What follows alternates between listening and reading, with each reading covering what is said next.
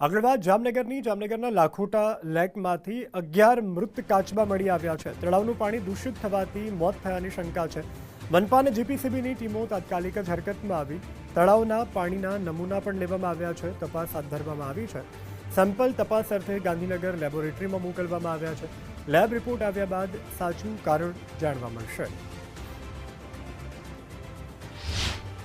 ગુજરાત પ્રદૂષણ નિયંત્રણ બોર્ડ દ્વારા આજરોજ સ્થળ ઉપર જઈ અને લાખોટા લેકમાં જે સ્થળે એટલે કે ત્યાં કોર્પોરેશનના અધિકારીઓને પૂછતા 2 દિવસમાં 11 કાચબાઓના મૃત થયેલા તે સ્થળેથી ગુજરાત પ્રદૂષણ નિયંત્રણ બોર્ડ દ્વારા પાણીના નમૂના લેવામાં આવેલ છે। તેમજ ગુજરાત પ્રદૂષણ નિયંત્રણ બોર્ડે જામનગર મહાનગરપાલિકાને સૂચવેલ પણ છે કે આ અંગે જે કંઈ કાચબા છે એમના પૃથ્થકરણ માટે ફિશરીઝ ડિપાર્ટમેન્ટ મારફતે પણ તપાસ કરાવે।